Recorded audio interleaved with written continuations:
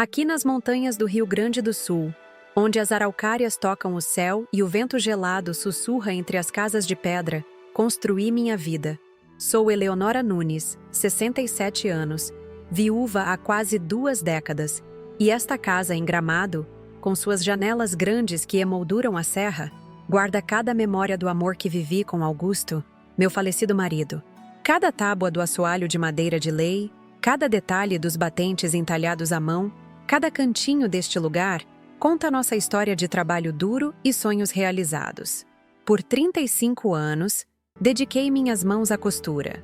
Comecei com pequenos concertos para vizinhos e terminei vestindo as famílias mais tradicionais de Gramado e Canela. Meus dedos, hoje um pouco trêmulos pela idade, conhecem cada tipo de tecido pelo toque. Augusto construía móveis.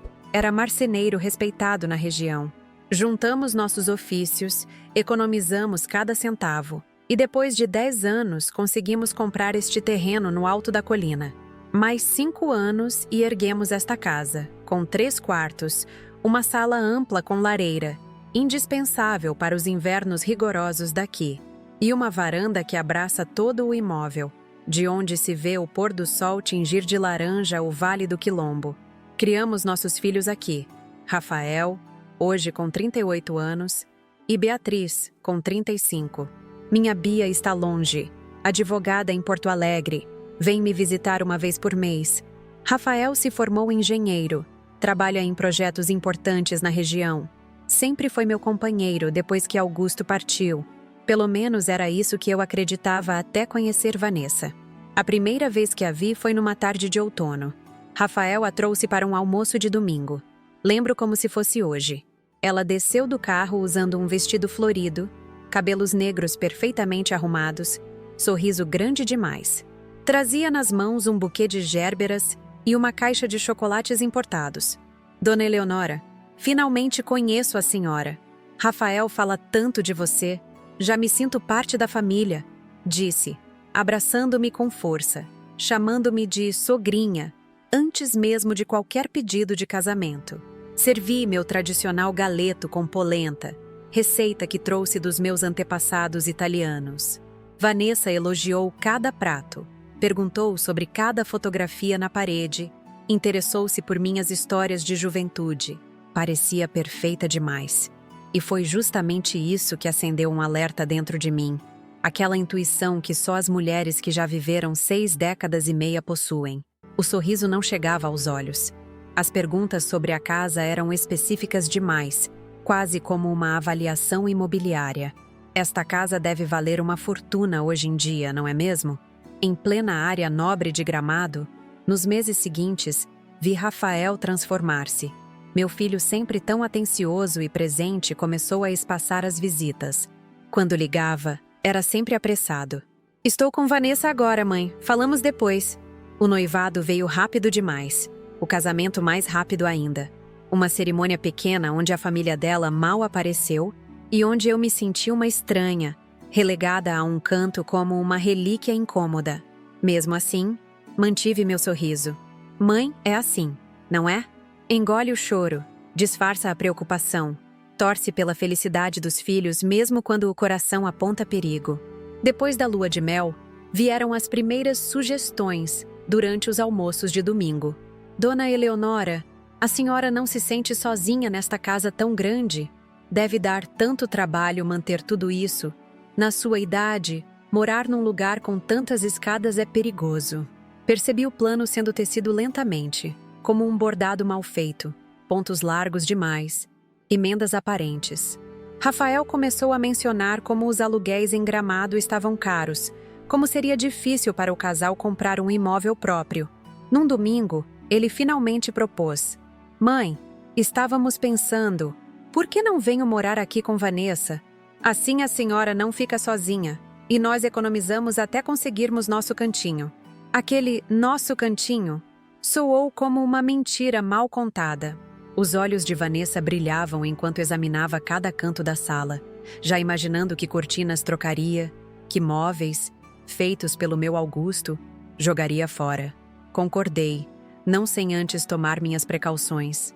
Liguei para minha filha Beatriz, que, como advogada, me orientou a registrar em cartório uma declaração reafirmando que a casa estava exclusivamente em meu nome e que não havia intenção de doação ou venda. Também atualizei meu testamento, deixando claro que o imóvel seria dividido igualmente entre meus 2 filhos apenas após meu falecimento. Nunca comentei com Rafael sobre essas medidas. Um filho que realmente se preocupa com a mãe não se ofenderia, pensei, e tinha razão em me proteger. A mudança aconteceu num sábado de geada forte, típico do inverno serrano. Rafael trouxe os móveis em uma pequena mudança, o que me confirmou que o apartamento que alegavam ter alugado antes era apenas uma história inventada.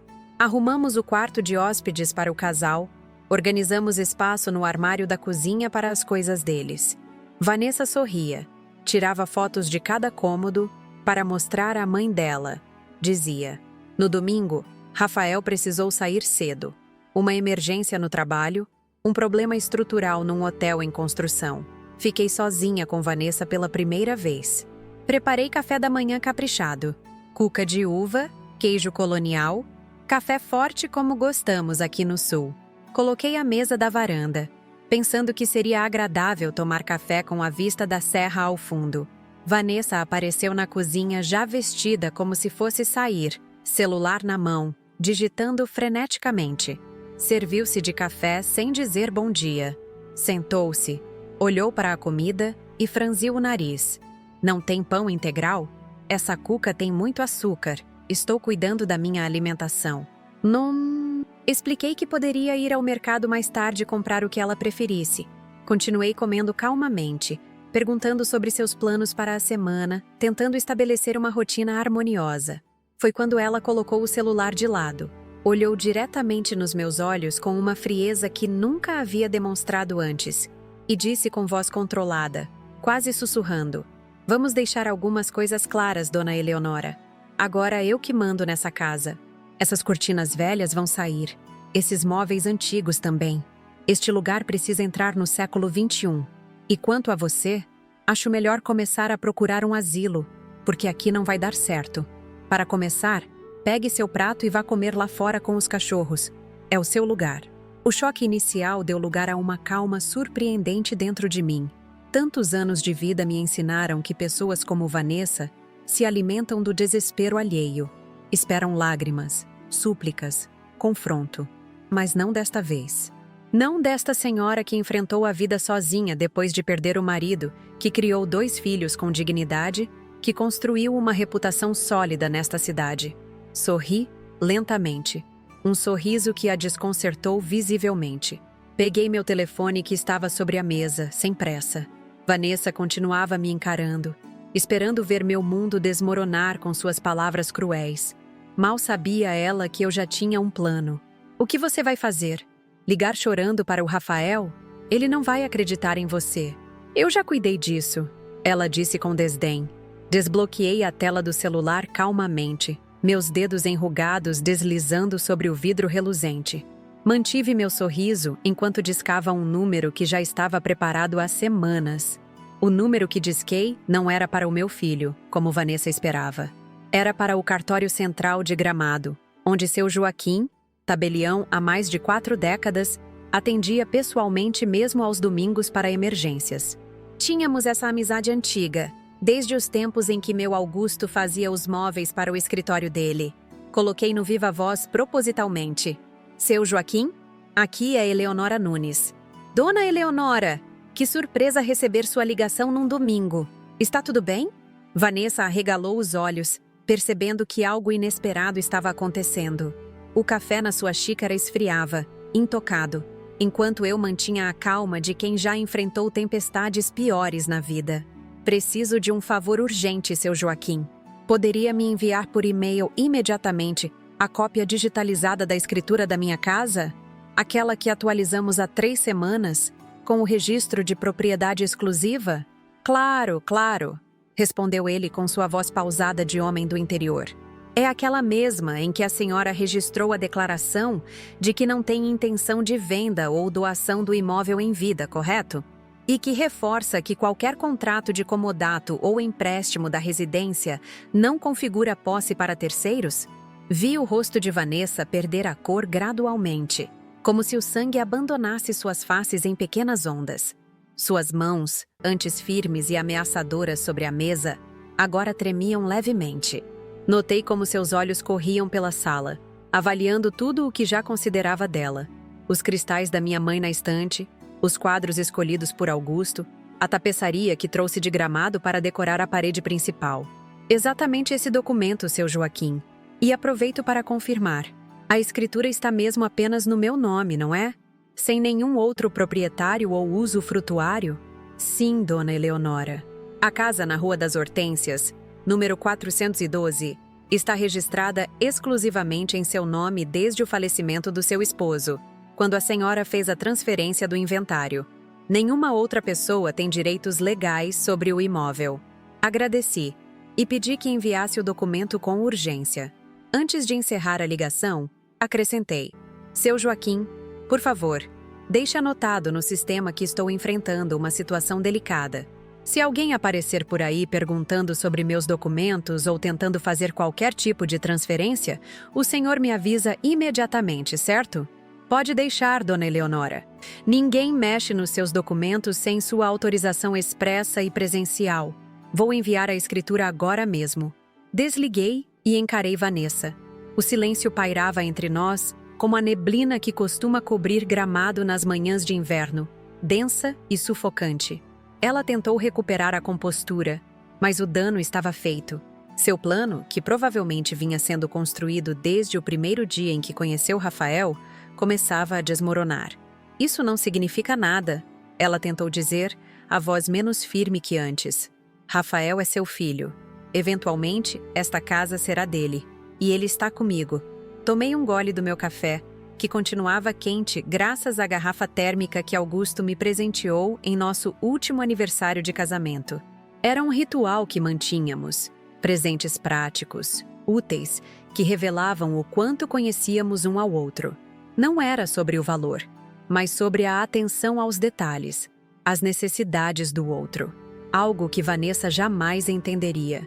Minha querida, respondi calmamente. Há uma grande diferença entre eventualmente e agora. E no agora, esta casa é minha. Cada centímetro dela, desde as fundações até o telhado. Mas eu não tinha terminado. A ligação para o cartório era apenas o começo do meu plano. Sem desligar o telefone, busquei na agenda de contatos outro número. Este sim, que faria Vanessa entender a gravidade da situação. Dr. Paulo, desculpe incomodá-lo num domingo. Dr. Paulo Mendes era o advogado mais respeitado de Gramado, especializado em direito de família e questões relacionadas ao Estatuto do Idoso. Tinha uma reputação inabalável na comarca. Sua voz grave e confiante soou pelo viva voz. Dona Eleonora, sem problemas. Estávamos justamente conversando sobre a senhora no almoço em família. Minha esposa quer saber quando poderá buscar aquele conjunto de toalhas bordadas que a senhora prometeu. Logo, logo, Dr. Paulo. Mas hoje preciso da sua ajuda profissional, infelizmente. Estou com a minha nora aqui e acabamos de ter uma situação bastante desagradável. Relatei exatamente o que havia acontecido, sem omitir nenhum detalhe, mantendo o viva voz ligado para que Vanessa ouvisse cada palavra. Contei sobre as insinuações das últimas semanas, sobre como Rafael parecia manipulado, sobre a ordem expressa para que eu comesse com os cachorros. O advogado ouvia atentamente, fazendo ocasionais sons de indignação. Dona Eleonora, isso que a senhora está descrevendo configura claramente abuso contra a pessoa idosa, previsto no artigo 99 do Estatuto do Idoso. A pena para isso é de 2 a 5 anos de reclusão, além de multa. A senhora gostaria de registrar uma queixa formal? Vanessa se levantou abruptamente, derrubando a xícara que estilhaçou no chão de madeira. O café derramado formou uma mancha escura que se espalhou rapidamente, como as mentiras que ela havia semeado na vida do meu filho. Isso é ridículo! É a sua palavra contra a minha. Quem vai acreditar numa velha caduca? Ela gritou, perdendo completamente a compostura. Sorri novamente, tirando do bolso do meu avental um pequeno controle remoto. Apertei um botão e apontei para o vaso de samambaias pendurado no canto da varanda. onde uma pequena câmera estava discretamente posicionada entre as folhas. Outra câmera estava escondida dentro do relógio de parede, presente de formatura da minha filha Beatriz. Uma terceira, instalada na luminária acima da mesa. Dr. Paulo, creio que temos mais do que apenas a minha palavra. Tenho evidências em vídeo não apenas do incidente de hoje, mas de várias situações anteriores. Beatriz me ajudou a instalar câmeras pela casa há 3 semanas, quando comecei a suspeitar das intenções da minha nora. O silêncio de Vanessa foi mais revelador que qualquer confissão. Seus olhos percorreram os locais que apontei, identificando as câmeras antes invisíveis para ela. Dr. Paulo, do outro lado da linha, emitiu um som de aprovação. Excelente, Dona Eleonora. A senhora foi muito prudente. Com essas evidências, podemos tomar medidas imediatas. Gostaria que eu preparasse uma notificação extrajudicial, exigindo que sua nora deixe a residência em 24 horas? Ou prefere uma medida protetiva completa? Antes que eu pudesse responder, ouvimos o barulho do carro de Rafael estacionando na entrada da casa. Vanessa correu para a janela, visivelmente nervosa. Vi seu rosto se transformar novamente, ensaiando lágrimas que não existiam minutos antes.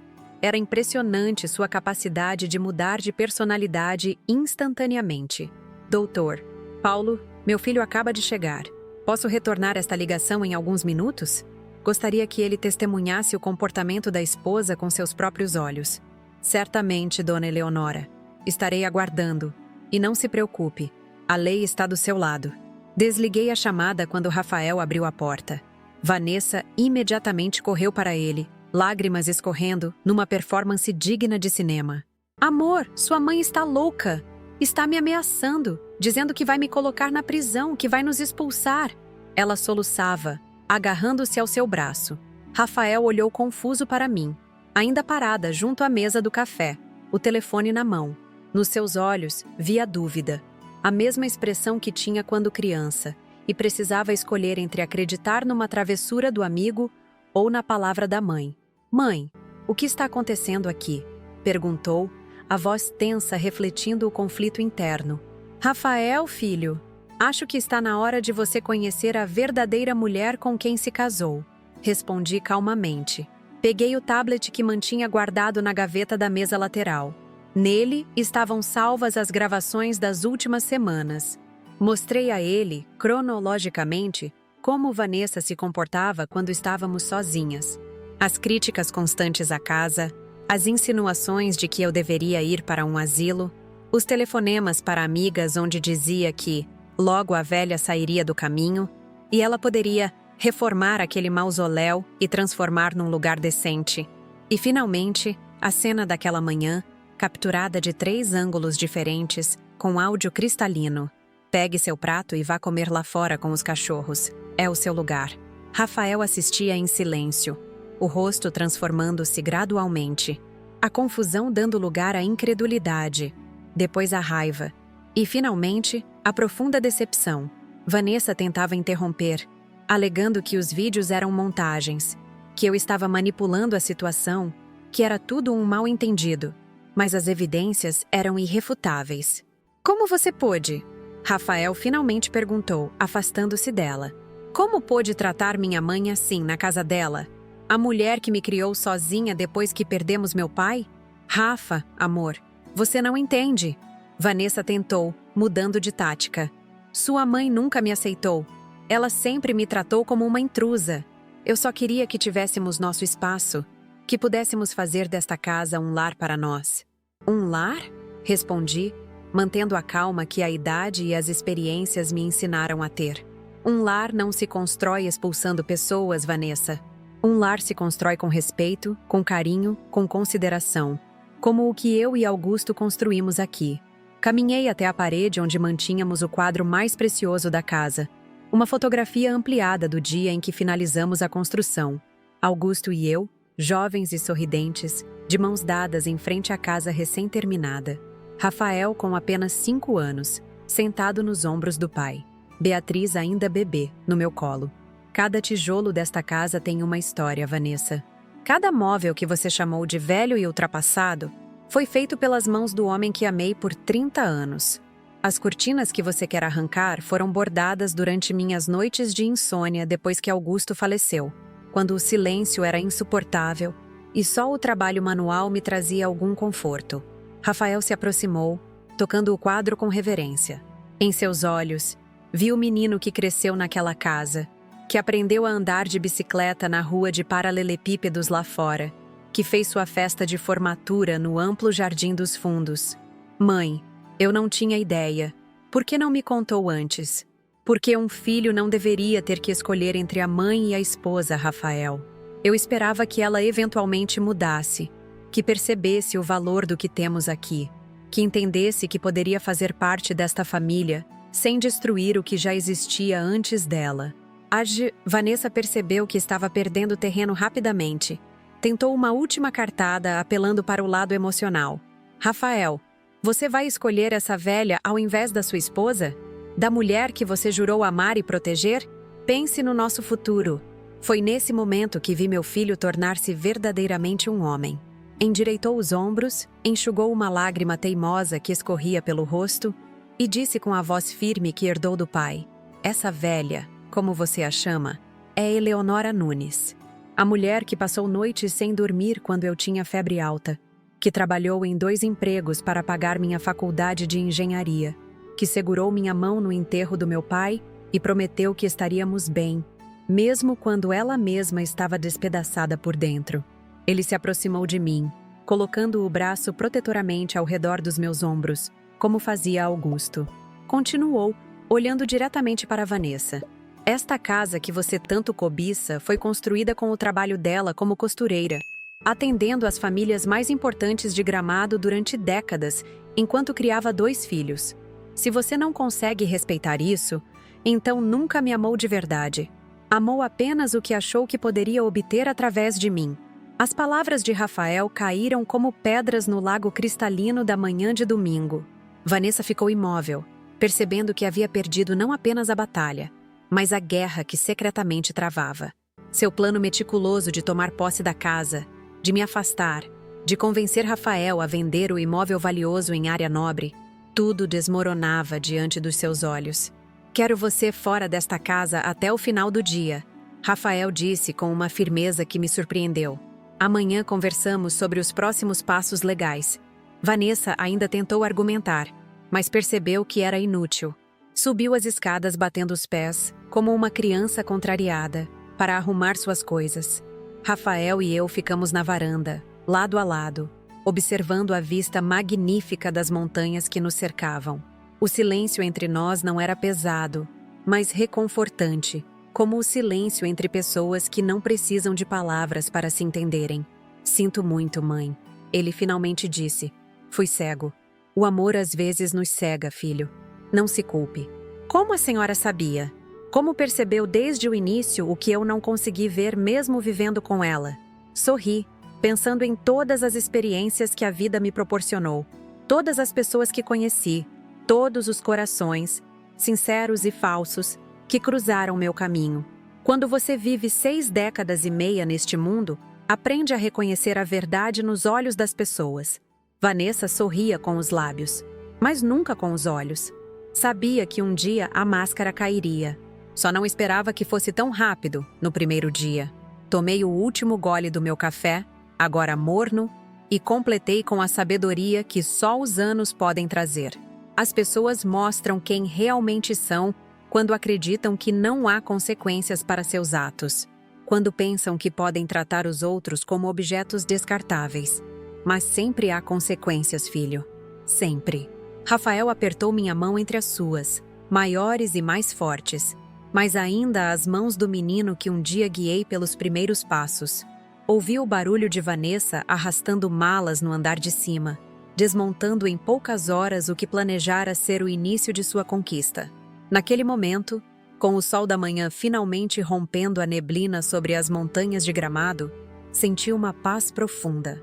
Não pela vingança ou pela vitória sobre os planos mesquinhos de Vanessa, mas pela certeza de que tinha feito o certo, de que tinha protegido não apenas a mim mesma e ao patrimônio construído com tanto sacrifício, mas também meu filho, que agora tinha a chance de encontrar um amor verdadeiro.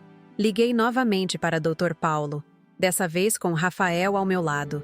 Tínhamos muito a planejar, documentos a preparar, e eu tinha uma lição valiosa para compartilhar com outras mulheres da minha idade que enfrentavam situações semelhantes. Porque se havia algo que aprendi naqueles 67 anos de vida, era que nossa força não diminui com a idade. Ela apenas muda de forma, tornando-se mais sábia, mais paciente e, quando necessário, mais implacável. As semanas seguintes trouxeram uma mistura de alívio e tristeza à nossa casa. Rafael passou por todos os estágios do luto por um relacionamento: negação, raiva, barganha, depressão e, finalmente, aceitação. Como mãe, doía ver meu filho sofrer, mesmo sabendo que era necessário para seu crescimento. Nas primeiras noites, ouvi seus passos inquietos pelo corredor, insônia que conheci bem quando Augusto partiu. Deixava uma xícara de chá de camomila com mel na mesa de cabeceira dele, sem dizer nada. Nosso código silencioso desde sua adolescência, quando as palavras pareciam insuficientes. Dr. Paulo cuidou de todos os trâmites legais com a eficiência que o caracterizava. Descobrimos durante o processo que Vanessa tinha um histórico preocupante. Não era a primeira vez que ela se aproximava de homens com mães idosas, proprietárias de imóveis valiosos. Em Caxias do Sul, havia um processo arquivado onde era acusada de tentativa de golpe semelhante. Conseguiu escapar das acusações quando a idosa em questão faleceu durante o processo. E o filho, manipulado, retirou a queixa. A senhora teve muita sorte, dona Eleonora, comentou o Dr. Paulo, enquanto analisávamos os documentos em minha sala de estar, o fogo da lareira crepitando e afastando o frio intenso daquele julho na serra. Ou melhor, teve sabedoria. Muitas pessoas na sua idade teriam cedido às pressões, às manipulações emocionais. Não foi sorte, doutor, respondi, servindo-lhe mais um pouco do licor de jabuticaba que eu mesma preparava todos os anos. Foi a experiência de uma vida inteira observando pessoas. E também o amor pela minha filha Beatriz, que insistiu nas câmeras. Mãe, confio no Rafael, mas não nessa mulher, ela me disse. Beatriz retornou de Porto Alegre assim que soube do ocorrido. Largou processos importantes no escritório de advocacia onde trabalhava e passou 2 semanas conosco. Sua presença trouxe luz e movimento para a casa novamente. Com ela, vieram as risadas no café da manhã, as histórias da capital, as longas conversas na varanda mesmo sob o frio cortante, enroladas em mantas de lã que tecia ao longo dos anos. Uma tarde, encontrei Rafael e Beatriz no sótão, entre caixas de fotografias antigas e objetos guardados. Estavam sentados no chão de madeira como faziam na infância, folheando álbuns empoeirados. Fiquei observando da escada, sem que notassem minha presença. Lembra desta? Beatriz apontava para uma foto onde os dois, crianças, mostravam orgulhosos uma casa na árvore que Augusto construíra no carvalho do quintal. Foi depois que você caiu e quebrou o braço. Papai reforçou tudo com grades de proteção. Rafael sorriu, tocando a imagem amarelada pelo tempo. Ele sempre sabia como consertar as coisas. Sempre sabia o que fazer. Como a mamãe. Beatriz respondeu, olhando para outra fotografia. Eu, muito mais jovem, em frente à minha máquina de costura, trabalhando em um vestido de festa. Sabe, ela também sempre soube como proteger o que importa. Foi quando Rafael notou minha presença. Nossos olhares se encontraram, e vi em seus olhos o menino e o homem, fundidos em compreensão tardia. Mãe, ele disse simplesmente, estendendo a mão para que eu me juntasse a eles. Sentei-me no chão, algo que meus joelhos protestaram, mas que meu coração celebrou. Ficamos ali, revirando memórias, rindo de histórias antigas, chorando por momentos perdidos. Era um ritual de cura, não apenas para Rafael, mas para a nossa família. Nunca percebi quanto da nossa história está nesta casa. Rafael comentou, enquanto descíamos do sótão, carregando algumas fotografias que decidimos emoldurar novamente. Cada canto tem uma lembrança. Por isso lutei tanto para preservá-la. Respondi. Não é apenas madeira, tijolo e concreto, filho. É o receptáculo da nossa história. As gravações das câmeras foram fundamentais para o processo de divórcio que Rafael iniciou. Vanessa tentou contestar, alegando que havia sido provocada, que eu era uma idosa problemática que inventava histórias. Mas as evidências eram incontestáveis. O juiz da vara de família, Dr. Anselmo, conhecido por sua severidade, assistiu aos vídeos com expressão grave. Em 40 anos de magistratura, ele comentou durante a audiência preliminar: "Raramente vi um caso tão claro de abuso psicológico e tentativa de coerção contra a pessoa idosa. É lamentável que isso tenha ocorrido dentro de um ambiente familiar, que deveria ser de proteção." Vanessa não compareceu às últimas audiências, sendo representada apenas por seu advogado, um jovem inexperiente que parecia constrangido com a situação. O divórcio foi decretado em tempo recorde, com todas as provas do comportamento abusivo anexadas ao processo.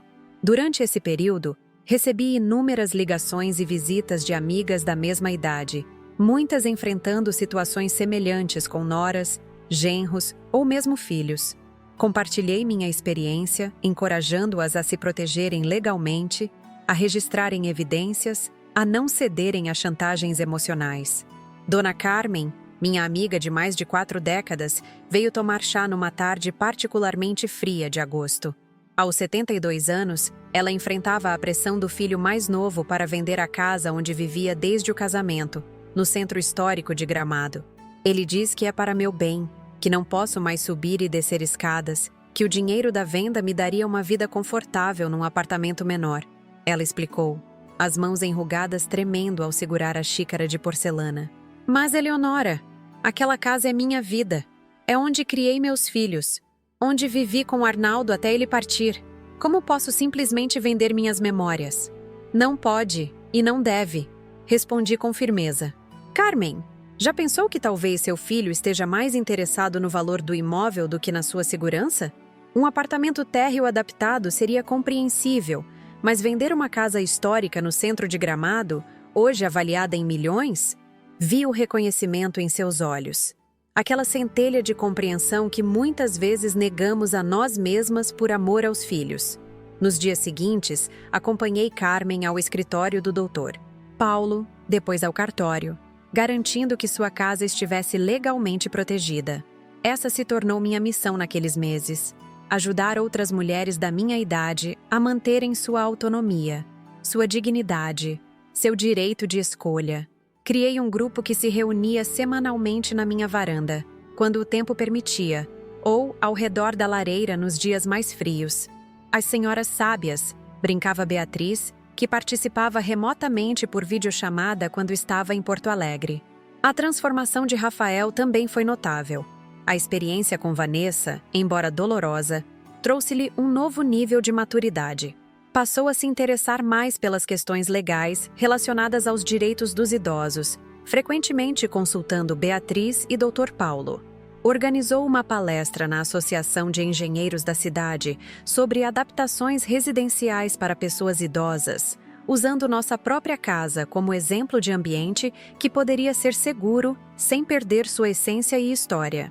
Numa dessas noites de reunião do nosso grupo, enquanto as senhoras já haviam partido e eu arrumava as xícaras na cozinha, Rafael aproximou-se, encostando-se no batente da porta com as mãos nos bolsos, exatamente como fazia Augusto. "Sabe, mãe, estive pensando", começou com aquele tom que sempre usava quando tinha uma ideia importante. "Talvez pudéssemos transformar essa sua iniciativa em algo mais estruturado. Um projeto social, talvez." "Como assim?" perguntei, intrigada. "A senhora tem ajudado tantas mulheres idosas a se protegerem legalmente, a entenderem seus direitos. Isso poderia se tornar um programa formal, com o apoio da prefeitura, talvez. Guardiãs da memória, algo assim." A ideia floresceu rapidamente. Com a ajuda de Beatriz no aspecto legal e de Rafael nas questões estruturais, criamos uma organização sem fins lucrativos, dedicada a proteger pessoas idosas, especialmente mulheres, de abusos financeiros e psicológicos. Oferecíamos orientação jurídica gratuita, acompanhamento em cartórios e órgãos públicos e instalação de sistemas de segurança básicos, incluindo câmeras para aqueles em situação de vulnerabilidade. O prefeito de Gramado, seu Germano, cedeu-nos uma pequena sala no Centro Cultural da cidade para reuniões semanais. O projeto ganhou notoriedade na região e logo recebemos convites para expandir para Canela, Nova Petrópolis e outras cidades da Serra Gaúcha. Em outubro, quando os primeiros ipês roxos começavam a florir na cidade, anunciando a proximidade da primavera, recebi uma ligação inesperada. Era Cláudio Mendonça, o pai de Vanessa. Dona Eleonora? Aqui é Cláudio, pai da... ex-sogro do seu filho. Sua voz soava cansada, carregada de um peso que reconheci imediatamente. O peso de quem carrega a culpa pelos erros de um filho. Convidei-o para um café, intrigada com o motivo de seu contato. Cláudio chegou pontualmente, um homem de quase 60 anos, cabelos grisalhos bem aparados, olhos fundos de quem dorme pouco. Sentamos na varanda, o dia ameno permitindo que aproveitássemos o sol suave da manhã. Vim pedir desculpas, ele disse diretamente, recusando rodeios. Pelo comportamento da minha filha, pelo sofrimento que causou à sua família. O senhor não tem culpa pelos atos de uma adulta, respondi, servindo-lhe café em uma das xícaras que pertenceram à minha mãe. Tenho sim, dona Eleonora. Vanessa cresceu vendo comportamentos problemáticos em casa. Sua mãe e eu tivemos um casamento difícil. Helena, minha esposa, sempre viu o dinheiro e o status como as únicas coisas que importavam. Ensinamos isso à nossa filha, mesmo sem perceber. Enquanto Cláudio falava, percebi que havia mais em comum entre nós do que imaginava. Ele também era vítima de manipulação, também enfrentava pressões dentro de sua própria casa. Contou-me que Vanessa havia retornado para a casa dos pais após o divórcio e imediatamente começou a pressionar para que vendessem a casa em Porto Alegre e se mudassem para um lugar mais moderno. Mas eu não vou ceder, ele disse com uma firmeza que me surpreendeu. Depois do que soube que ela fez com a senhora, abri os olhos. Estou buscando ajuda legal também. Ofereci a Cláudio todo o suporte do nosso projeto. Ele, por sua vez, trouxe uma perspectiva valiosa, a de um homem idoso enfrentando pressões familiares, algo que não havíamos contemplado completamente em nossa iniciativa. Os homens da minha idade têm mais dificuldade em admitir que estão sendo manipulados, explicou ele durante uma de nossas reuniões, já como membro do conselho consultivo do projeto. Fomos criados para sermos provedores, tomadores de decisão. Reconhecer que estamos vulneráveis vai contra tudo o que nos ensinaram sobre masculinidade. Com a contribuição de Cláudio, expandimos nosso alcance para incluir homens idosos, criando grupos específicos onde podiam compartilhar experiências sem o estigma que muitos sentiam. A resposta foi surpreendente. Dezenas de senhores apareceram nas primeiras reuniões, muitos admitindo pela primeira vez que se sentiam pressionados ou manipulados por familiares mais jovens.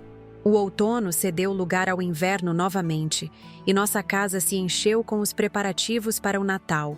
Seria o primeiro sem Vanessa, mas também o primeiro em muito tempo em que sentia uma harmonia genuína entre nós. Rafael havia superado o trauma do divórcio e redescoberto sua paixão pela arquitetura de interiores, complementando seu trabalho como engenheiro. Começou um projeto de restauração de casas históricas em Gramado, preservando o patrimônio cultural da região, enquanto adaptava os espaços para a vida contemporânea. Na véspera de Natal, enquanto preparávamos o tradicional jantar, rabanada, peru assado, salada de batatas com maionese caseira e o pudim de leite condensado que era a especialidade de Augusto e que Rafael aprendeu a fazer, percebi como nossa família havia se transformado e crescido. Além de Rafael e Beatriz, que trazia o namorado Arthur pela primeira vez, tínhamos Cláudio e sua nova companheira Luciana, que conhecera através do nosso projeto. Dona Carmen e outras 3 senhoras do grupo também se juntaram a nós, formando uma família estendida unida não pelo sangue, mas pela experiência compartilhada. Um brinde, propôs Rafael quando estávamos todos sentados ao redor da mesa decorada com pinhas e ramos de pinheiro que colhemos no jardim. A minha mãe, Eleonora Nunes, que nos ensinou que a idade traz não apenas rugas, mas sabedoria, e que essa sabedoria, quando compartilhada, pode transformar vidas. Enquanto os cristais tilintavam e os sorrisos iluminavam a sala, senti uma presença quase palpável ao meu lado. Augusto, que sempre dizia que o Natal era a época em que o véu entre os mundos ficava mais fino. Talvez fosse apenas o vinho, ou a emoção do momento, mas poderia jurar que senti sua mão sobre a minha, como um lembrete silencioso de que alguns amores nunca nos deixam. Olhei para minha família reunida, para as paredes da casa que defendi com unhas e dentes, para as fotografias de uma vida bem vivida que adornavam as estantes. Pensei em todas as mulheres que ajudamos nos últimos meses, nas histórias que compartilhamos, nas lágrimas que derramamos juntas, nos sorrisos que conquistamos. E soube, com a certeza que só 6 décadas e meia de vida podem trazer, que algumas batalhas são mais que pessoais. São por todas aquelas que vieram antes de nós e por todas as que virão depois. Que cada vez que uma mulher de cabelos brancos e mãos enrugadas diz: "Não, esta é a minha casa, a minha vida, a minha escolha", ela está erguendo a voz por todas nós. A neve começou a cair lá fora, cobrindo o gramado com seu manto branco e silencioso, enquanto dentro de casa, o calor humano e as histórias compartilhadas criavam o verdadeiro significado de lar. Não apenas um lugar de paredes e teto, mas um espaço onde somos respeitados, valorizados e amados pelo que somos, com nossas experiências, memórias e, sim, com nossas rugas que contam histórias de uma vida inteira. A primavera chegou a Gramado com uma explosão de cores.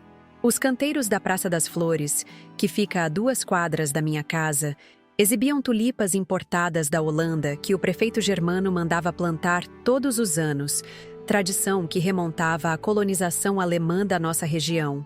As cerejeiras que plantei ao longo da calçada, há mais de 3 décadas, explodiam em flores rosadas que caíam como neve perfumada, cobrindo o caminho até minha porta. Era como se a natureza celebrasse conosco o renascimento após aquele longo inverno, não apenas o climático, mas o emocional que atravessamos como família. Nosso projeto, Guardiãs da Memória, completava 1 ano de existência. De uma simples reunião de senhoras na minha varanda, evoluímos para uma organização legalmente constituída, com sede própria. Uma pequena casa de madeira restaurada na Rua das Hortênsias, doada por seu Germano após sua aposentadoria da prefeitura.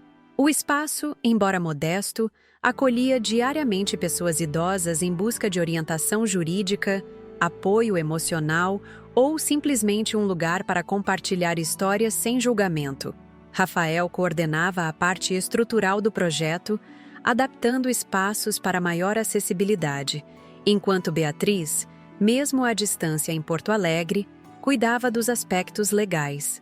Minha contribuição era o que sempre soube fazer melhor: ouvir, aconselhar e compartilhar a sabedoria que apenas uma vida longa pode oferecer. Numa tarde particularmente agradável de outubro, enquanto arrumava as almofadas no sofá da área de convivência da nossa sede, recebi uma visita inesperada. A campainha tocou com aquela delicadeza que sempre me fazia lembrar dos tempos em que as pessoas tinham mais cuidado com os pequenos gestos. Ao abrir a porta, deparei-me com um rosto que não via há quase 1 ano. Vanessa. O choque deve ter sido visível em minha expressão. Ela parecia diferente. O cabelo mais curto, as roupas menos ostensivas, o rosto sem a maquiagem impecável que antes considerava indispensável. Mas o que mais me impressionou foram seus olhos. Não tinham mais aquela dureza calculista, aquele brilho frio de quem sempre planeja o próximo movimento. "Dona Eleonora", disse ela, a voz quase um sussurro. "Sei que não tenho direito de estar aqui, mas... Posso entrar? Só 5 minutos." Hesitei brevemente, mais por surpresa que por rancor. Anos de vida me ensinaram que guardar mágoas é como carregar pedras numa mochila enquanto se tenta escalar uma montanha. Só torna a jornada mais difícil. Abri a porta completamente e indiquei uma das poltronas na pequena sala de estar. "Aceita um chá?" ofereci, mantendo a hospitalidade que minha mãe me ensinou a nunca negar, mesmo aos desafetos. Vanessa assentiu, parecendo aliviada com a ausência de hostilidade.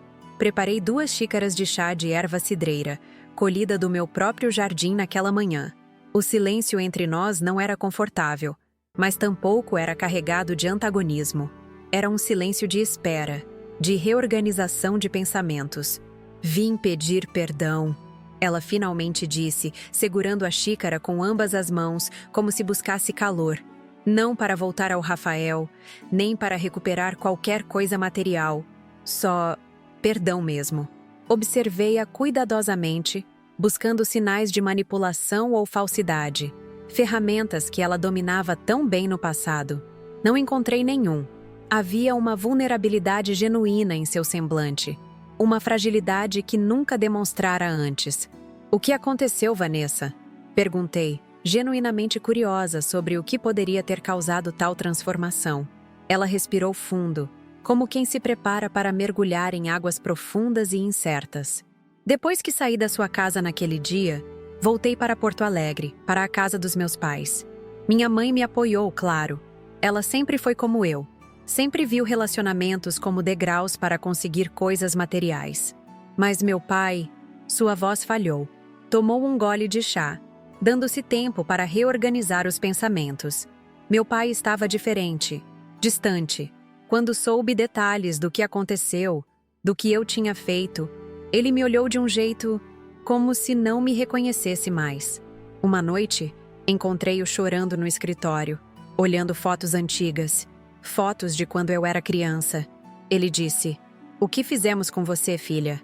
Em que tipo de pessoa te transformamos?" As lágrimas começaram a escorrer pelo rosto de Vanessa, sem o drama exagerado que demonstrara no passado. Eram lágrimas silenciosas, sinceras. Foi como se algo quebrasse dentro de mim. Percebi que não sabia mais quem eu era além dos planos, das manipulações, da ambição. Procurei terapia. No início, só queria ferramentas para lidar com a rejeição do meu pai. Mas a psicóloga começou a desmontar camadas e mais camadas de comportamentos tóxicos que aprendi desde criança. Pensei em Cláudio, que agora era parte fundamental do nosso projeto, ajudando outros homens idosos a reconhecerem situações de abuso. Ele nunca mencionara esse confronto com a filha, talvez por discrição ou para protegê-la. Meu pai saiu de casa 6 meses atrás, continuou Vanessa. Disse que precisava redescobrir quem ele era longe da influência da minha mãe. Ela entrou em colapso. Perdeu o marido e o estilo de vida que ele proporcionava de uma só vez. Acabou tendo que vender joias, bolsas de grife, coisas que sempre considerou essenciais. E como você se sentiu com isso? Perguntei, genuinamente interessada em sua jornada. Destruída no início. Depois, estranhamente, aliviada. Como se finalmente pudesse respirar sem o peso de expectativas impossíveis. Comecei a trabalhar num café no centro de Porto Alegre. Um trabalho simples, honesto. Voltei a estudar psicologia, algo que sempre quis, mas que minha mãe considerava profissão de pobre. E comecei a procurar as pessoas que machuquei para pedir perdão. Contemplei sua história enquanto observava os pássaros no alimentador que Rafael instalara próximo à janela. Sempre achei fascinante como essas pequenas criaturas conseguem mudar completamente de direção no ar, num instante, quando percebem que estão seguindo o caminho errado. Por que veio até mim primeiro, e não ao Rafael? Perguntei, depois de alguns momentos. Porque a senhora foi a primeira pessoa que vi realmente como um obstáculo, não como um ser humano completo, com história, sentimentos e dignidade. Foi onde começou minha desumanização dos outros. Suas palavras revelavam um nível de autoconsciência que me surpreendeu. A terapia parecia estar funcionando não apenas como curativo, mas como renovação. Também vim porque soube do projeto que a senhora criou, continuou Vanessa. Li sobre as Guardiãs da Memória no Jornal de Porto Alegre. O bem que nasceu de algo tão ruim que fiz, isso me deu esperança de que talvez, só talvez, eu pudesse transformar meus erros em algo construtivo também. O sino da porta tocou novamente, anunciando a chegada de alguém. Era Dona Carmen, acompanhada de 2 senhoras que participariam da oficina de documentação fotográfica que realizaríamos naquela tarde. Um projeto onde idosos catalogavam e registravam as histórias por trás de suas fotografias antigas, preservando memórias familiares que de outra forma poderiam se perder. Carmen parou abruptamente ao reconhecer Vanessa. Seu rosto endureceu. Ela conhecia bem a história, tendo me acompanhado desde o início dessa jornada. Está tudo bem, Carmen, assegurei, levantando-me. Vanessa está de passagem. Na verdade, hesitei, uma ideia formando-se em minha mente. Talvez ela queira participar da oficina de hoje. Temos uma jovem psicóloga que está registrando histórias intergeracionais, não é mesmo? Vi a surpresa nos olhos de Vanessa, seguida de algo que parecia gratidão. Carmen me lançou um olhar questionador, mas confiava em meu julgamento. Assenti sutilmente, indicando que estava tudo sob controle. A tarde transcorreu de maneira surpreendentemente harmoniosa. Vanessa, inicialmente tímida e reservada, gradualmente começou a se envolver, ajudando as senhoras a escanear fotografias antigas, ouvindo com genuíno interesse histórias de juventudes vividas em tempos tão diferentes. Sua formação em psicologia, ainda que incompleta, dava-lhe ferramentas para fazer perguntas que abriam portas para memórias mais profundas. No final da tarde, quando todos já haviam partido, Vanessa me ajudou a arrumar o espaço, empilhando cadeiras e organizando os materiais utilizados na oficina. "Obrigada por hoje", ela disse, dobrando cuidadosamente as toalhas de mesa. "Pela oportunidade, pelo espaço seguro, por não me expulsar quando teria todo o direito de fazê-lo. Sabe, Vanessa, aos 67 anos aprendi que a vida é longa demais para carregar ressentimentos e curta demais para desperdiçar oportunidades de crescimento", respondi, sentando-me numa das cadeiras, meus joelhos protestando após horas em pé. "O que você fez foi terrível, sim, mas o que está fazendo agora? Reconhecer, reparar, reconstruir, isso é admirável. A senhora acha que Rafael..." Ela começou hesitante. "Rafael precisa seguir seu próprio caminho de cura", interrompi gentilmente. "Não posso falar por ele, nem deveria. Ele está bem, está crescendo, está descobrindo novos propósitos. Se e quando estiver pronto para ouvir seu pedido de desculpas, será decisão dele." Ela assentiu, compreendendo os limites que eu estabelecia. "Mas", continuei, "se quiser continuar participando das oficinas, temos uma todos os sábados. Seu conhecimento de psicologia pode ser valioso para nosso projeto." Seu rosto se iluminou com uma esperança contida. "Eu gostaria muito." Naquela noite, quando Rafael veio jantar comigo, nossa tradição de sextas-feiras, contei sobre a visita de Vanessa. Esperei ver raiva, ressentimento ou mágoa em seus olhos. Em vez disso, vi algo mais complexo, uma mistura de cautela, curiosidade e talvez um toque de alívio. "Ela parece estar realmente mudando", comentei, enquanto servia a sopa de capelete que sua avó me ensinou a fazer. "Não estou sugerindo reconciliação, filho. Apenas compartilhando uma observação." Rafael sorriu levemente, aquele sorriso que herdou do pai, contido, mas que iluminava os olhos. "Sabe, mãe, nos últimos meses tenho pensado muito sobre perdão, não como um favor que fazemos aos outros, mas como um presente que damos a nós mesmos." Suas palavras me encheram de orgulho. Meu filho havia crescido não apenas em estatura, mas em sabedoria. "Não estou pronto para vê-la ainda", continuou ele, "mas talvez, algum dia. O importante é que estou bem agora, feliz, até." E era verdade. Rafael havia se reconectado com sua paixão pela arquitetura de preservação histórica. Recentemente, fora convidado a liderar um projeto de restauração do antigo cinema de Gramado, transformando-o num centro cultural que respeitasse sua arquitetura original. Sua vida profissional florescia, e sua vida pessoal ganhava novos contornos. Havia conhecido Helena, uma historiadora que trabalhava no Museu Municipal, uma mulher de sorriso sincero e olhar transparente. Os meses seguintes trouxeram uma paz que eu não experimentava há muito tempo. Nosso projeto continuou crescendo, recebendo apoio até mesmo da Secretaria Estadual do Idoso. Vanessa tornou-se presença regular nas oficinas de sábado, trazendo uma perspectiva jovem que complementava a sabedoria dos mais velhos. Mantínhamos uma relação cordial, respeitosa, sem fingir que o passado não existira, mas também sem permitir que ele envenenasse o presente. Em uma tarde de janeiro, quando o calor intenso do verão gaúcho envolvia a cidade, recebi Rafael e Helena para um almoço no Jardim dos Fundos. Enquanto preparávamos a mesa sob a sombra da grande jabuticabeira, meu filho se aproximou, segurando uma pequena caixa de veludo. "Vou pedir Helena em casamento hoje à noite", confidenciou, abrindo a caixa para revelar um anel delicado, com uma pedra azul que lembrava o céu de Gramado nos dias mais límpidos. "É lindo, filho", respondi, sentindo aquela emoção agridoce que só mães conhecem. A alegria de ver um filho feliz, misturada à percepção de que mais um ciclo se completa, mais uma página vira. "Queria sua bênção antes", ele continuou. "E também queria lhe contar primeiro que compramos uma casa. Aquela pequena, de esquina, perto do Lago Negro." Senti uma ponta de inquietação. "Vocês não querem morar aqui? Há espaço de sobra e..." Rafael pegou minhas mãos entre as suas, interrompendo gentilmente minha oferta. "Mãe, aprendi com você que uma casa não é apenas um lugar para morar.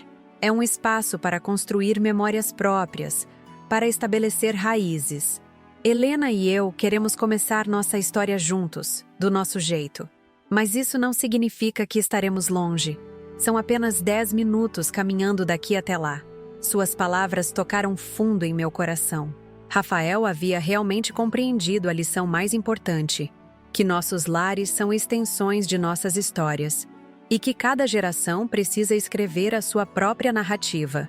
Além disso, acrescentou, com um sorriso maroto, "quando tivermos filhos, vão precisar de uma avó por perto para contar todas as histórias que só a senhora sabe contar." Naquele momento, olhando para meu filho, para a casa que construí com Augusto, para o jardim que cultivei durante décadas, para as montanhas que emolduravam nosso pequeno pedaço do mundo, senti uma certeza profunda. Tudo estava exatamente como deveria estar. A nora que quis me expulsar da minha própria casa acabou me ensinando o valor de lutar pelo que é meu por direito. A dor que ela trouxe transformou-se em propósito, ajudando dezenas de outras pessoas idosas a manterem sua dignidade e autonomia. E meu filho, que por um momento esteve perdido na manipulação, encontrou seu caminho de volta não apenas para mim, mas para si mesmo. As casas, como as pessoas, guardam histórias nas suas paredes. Algumas dolorosas, outras jubilosas. Mas são essas histórias que nos tornam quem somos, que dão significado às nossas vidas. E se há uma lição que aprendi aos 67 anos, enfrentando uma nora que queria me mandar comer com os cachorros, é que nunca é tarde demais para defender seu lugar no mundo, para dizer, "Esta é minha vida, minha história, minha escolha." E quando o tempo chegar, porque ele sempre chega, de passar adiante as chaves desta casa que tanto amei, será nas minhas condições, no meu tempo, com minha bênção. Porque aprendemos, meu filho e eu, que o verdadeiro lar não está nas paredes, no telhado ou nos móveis. Está nas histórias que compartilhamos, no respeito que cultivamos, no amor que nunca deixamos de sentir, mesmo nos momentos mais sombrios. E foi assim que, pegando um telefone para defender meu lar, acabei construindo algo muito maior. Um legado de dignidade e respeito que continuará muito depois que eu não estiver mais aqui para contar esta história. Olhando para trás, para toda essa jornada que compartilhei com vocês, percebo como a vida tem seus próprios caminhos de nos ensinar lições valiosas. Quando meu filho Rafael trouxe Vanessa para morar na minha casa, nunca imaginei que aquele "pegue seu prato e vá comer lá fora com os cachorros" seria o começo de uma transformação tão profunda na minha vida aos 67 anos. Naquela manhã fria de Gramado, quando peguei meu telefone e liguei para o cartório, não estava apenas defendendo as paredes da casa que construí com meu falecido Augusto. Estava defendendo minha dignidade, meu direito de envelhecer com respeito, minha história inteira gravada em cada canto daquele lar. As câmeras escondidas que minha filha Beatriz insistiu para que eu instalasse se tornaram mais que uma proteção. Foram testemunhas silenciosas de uma verdade que muitos preferem ignorar. Idosos são frequentemente alvo de manipulação e abuso dentro das próprias famílias. Quando mostrei aquelas gravações para Rafael, vi seus olhos se abrirem não apenas para a verdadeira natureza de Vanessa, mas para uma realidade que afeta tantas pessoas da minha idade. O divórcio que se seguiu foi apenas o início da história, não o final. Nossa família, que por um momento pareceu despedaçada, encontrou novos caminhos de união e propósito. Rafael redescobriu sua paixão pela arquitetura de preservação histórica. Beatriz fortaleceu ainda mais sua vocação como advogada, agora defendendo especialmente pessoas idosas em situações vulneráveis. E eu, que pensei que meus anos de maior contribuição já haviam passado, encontrei uma nova missão. As Guardiãs da Memória começaram como conversas na minha varanda, entre amigas que compartilhavam experiências semelhantes, e se transformaram em um projeto que já ajudou centenas de idosos em toda a região serrana do Rio Grande do Sul. Descobri que minha voz, aos 67 anos, podia ser mais forte e mais impactante do que jamais foi na juventude. Quando Vanessa retornou, um ano depois, pedindo perdão e buscando reconstruir sua vida, aprendi talvez a lição mais difícil de todas, que o perdão não apaga o passado, mas liberta nosso futuro. Vê-la transformar sua dor e arrependimento em serviço aos outros nas nossas oficinas me mostrou que a capacidade de mudança está em todos nós. Não importa quão profundos sejam nossos erros. A decisão de Rafael de comprar sua própria casa com Helena, sua noiva, em vez de morar comigo, foi o fechamento perfeito desse ciclo. Ele entendeu, finalmente, que uma casa não é apenas um bem material a ser disputado ou herdado. É o espaço onde criamos nossas próprias histórias, onde estabelecemos nossos próprios valores. Hoje, aos 68 anos, olho para minha vida com uma clareza que só o tempo pode trazer. A casa na Rua das Hortênsias continua sendo meu lar, meu santuário. As fotografias de Augusto ainda sorriem das paredes. As cortinas que bordei durante noites de insônia ainda filtram a luz do sol nas manhãs. O jardim que plantei ainda floresce a cada primavera. Mas agora, este espaço também é um símbolo de resistência, de força, de dignidade preservada. Aprendi que envelhecer não significa perder valor ou voz. Pelo contrário, os anos nos trazem uma sabedoria que nenhum livro pode ensinar, uma perspectiva que só a experiência vivida proporciona. Quando me recusei a entregar meu prato e ir comer com os cachorros, estava recusando não apenas uma humilhação pessoal, mas uma narrativa inteira que nossa sociedade tenta impor aos idosos. O projeto Guardiãs da Memória continua crescendo. Agora temos oficinas não apenas para documentação fotográfica, mas também para questões jurídicas, adaptações domiciliares seguras e até mesmo tecnologia para idosos. Porque sim, aprendemos a usar câmeras escondidas. Por que não aprenderíamos a usar smartphones e computadores? Rafael e Helena se casaram na primavera passada, numa cerimônia simples no jardim da casa deles. Na primeira fila estava eu, ao lado de Beatriz e Arthur, que agora esperam seu primeiro filho, meu primeiro neto ou neta, que conhecerá uma avó muito diferente daquela que Vanessa tentou reduzir a uma sombra dispensável. Conhecerá uma mulher que, aos quase 70 anos, lidera um movimento, dá palestras, aconselha pessoas de todas as idades e ainda faz a melhor cuca de uva de Gramado. Cláudio, o pai de Vanessa, tornou-se um amigo querido e parte fundamental do nosso projeto, trazendo uma perspectiva masculina essencial para o trabalho com homens idosos. Sua coragem de romper com padrões tóxicos e recomeçar a vida depois dos 60 anos inspira muitos dos nossos participantes. E Vanessa? Ela continua seu caminho de redenção, agora formada em psicologia e trabalhando especialmente com jovens adultos que, como ela foi um dia, estão perdidos em valores materialistas e manipuladores. Nosso relacionamento nunca será próximo ou familiar, mas é baseado em respeito e na compreensão compartilhada de que todos merecem uma segunda chance quando genuinamente buscam mudar. Minha história, de uma senhora que sorriu, pegou o telefone e virou o jogo contra quem tentou humilhá-la. Já inspirou dezenas de outras pessoas a defenderem seu lugar no mundo, seus direitos, sua dignidade. E é por isso que decidi compartilhá-la com vocês hoje, aqui no canal Vovó Lembrou. Se você está assistindo e se identificou com qualquer parte desta história, seja porque também enfrenta pressões familiares, seja porque cuida de pais ou avós idosos, ou simplesmente porque acredita que cada fase da vida merece ser vivida com plenitude e respeito, quero pedir que se inscreva no canal. Aqui no Vovó Lembrou, compartilhamos histórias reais de pessoas que, como eu, recusaram-se a serem diminuídas pela idade. Histórias de sabedoria, de coragem, de reinvenção.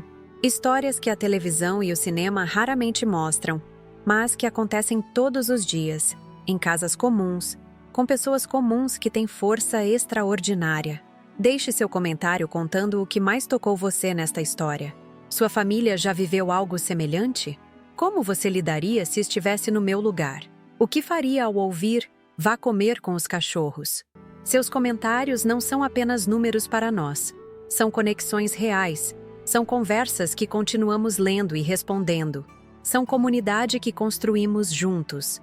E se este vídeo tocou seu coração, se você acredita na importância de dar voz às histórias dos mais velhos, considere nos apoiar através do Valeu Demais, nossa forma de receber doações para manter o canal funcionando e trazendo conteúdo diário para vocês. Produzir estes vídeos exige tempo, equipamento, deslocamento para entrevistar pessoas em diferentes cidades da região, edição cuidadosa para preservar a autenticidade de cada relato. Sua contribuição, por menor que seja, nos ajuda a continuar este trabalho de dar visibilidade e dignidade às histórias que, de outra forma, poderiam se perder.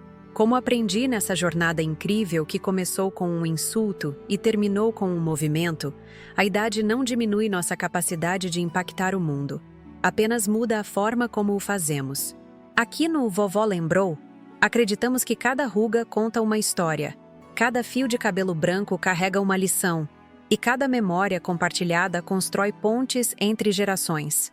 Deixe seu like, compartilhe com quem precisa ouvir esta mensagem, e volte amanhã para mais uma história que vai tocar seu coração e, quem sabe, mudar sua perspectiva sobre o envelhecimento.